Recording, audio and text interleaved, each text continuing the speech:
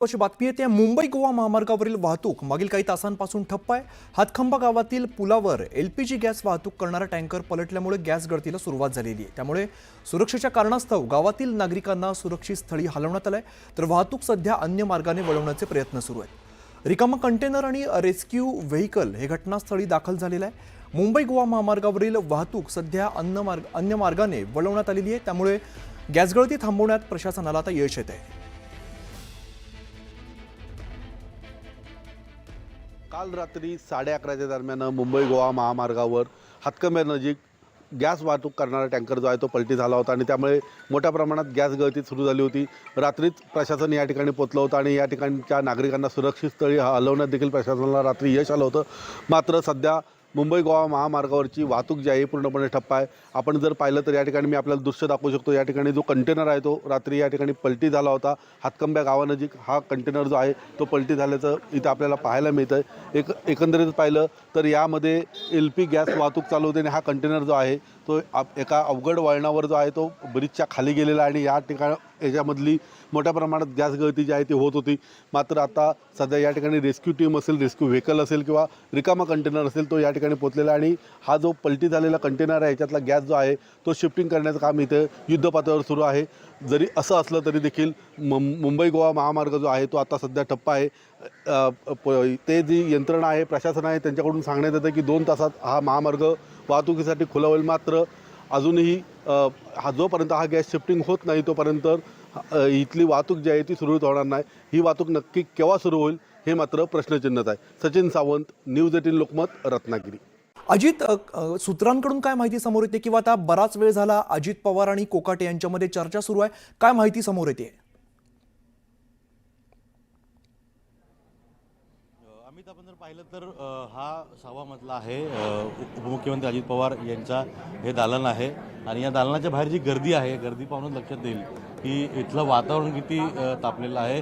राजकीय वातावरण तापलेलंच आहे, पण या केबिनच्या बाहेर देखील वातावरण तापलं आहे। कारण का आतमध्ये अजित पवार आणि माणिकराव कोकाटे या दोघांची जवळपास अर्धा तासपेक्षा जास्त काळ झाला बैठक चालू आहे आणि यामुळे जर आपण पाहिलं तर नेमकं या भेटीमागे काय कारण आहे किंवा हे या भेटीमध्ये काय निष्पन्न होतं हे जर आपण पाहिलं तर मूळ विषय जो आहे विषय तोच आहे की माणिकराव कोकाटे यांचा राजीनामा आज होणार की नाही।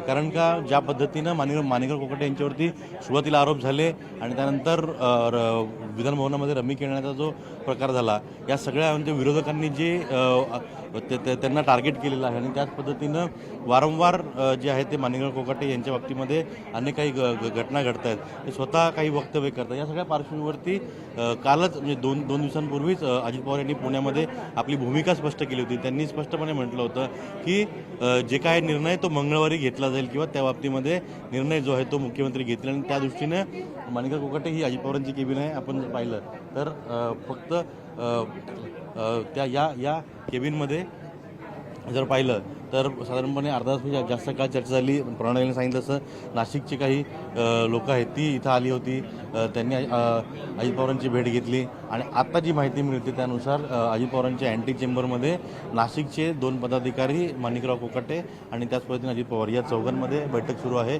आणि या बैठकीमध्ये काय नेमकं चर्चा होते हे थोड्या वेळात स्पष्ट होईल।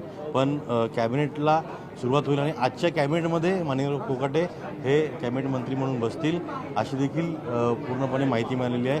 पण या कॅबिनेटनंतर त्यांचा राजीनामा होतो का काही कालावधीनंतर त्यांचा राजीनामा होतो हे स्पष्ट नाही आहे। अजित पवार यांच्या एकंदर सगळं वक्तव्य आपण जर पाहिलं किंवा ते प्रसारमाध्यमांशी बोलत होते किंवा त्यांनी काल एका ठिकाणी भाषण केलं त्या ठिकाणी ते बोलत होते, त्यावरून त्यांचा रुख जो आहे तो स्पष्ट दिसतोय की माणिकराव कोकाटे यांचं मंत्रिपद जे आहे हे जवळपास जाऊ शकतं, पण आज त्यांचं मंत्रिपद जाईल का यावर मात्र प्रश्नचिन्ह आहे। ही कॅबिनेट बैठक झाली आणि त्या बैठकीनंतर काय स्पष्ट होईल ते पुढे आपल्या लक्षात येईल। ही हालचाल आपण आतमध्ये पाहू शकता ही अजित पवार यांचं जे मुख्य दालन आहे त्या दालनामध्ये आहे आणि तिथून जे त्यांचं जे मुख्य कार्यालय आहे त्या कार्यालयातून सगळ्यांना बाहेर काढलं गेलेलं आहे। आतमध्ये फक्त अजित पवार आणि माणिकराव कोकाटे हे दोघंच आहेत, बाकी सगळ्यांना केबिनच्या बाहेर काढलं गेले। त्यामुळे ही आत्ताची चर्चा जी होईल ती महत्त्वपूर्ण चर्चा होईल। अजित पवार जे आहेत ते माणिकराव कोकाटे यांना त्यांचा निर्णय जो आहे ते सांगतील। यामुळेच या सगळ्या केबिनच्या म्हणजे जे अजित पवारांची केबिन आहे त्या आतमध्ये कॅन्टीन चेंबर आणि बाहेर एक मुख्य ऑफिस आहे. या ठिकाणी जे आलेले आहेत तिथं दोघांनाच फक्त थांबवलेलं आहे. बाकी सगळ्यांना आता केबिनच्या बाहेर काढलेलं आहे.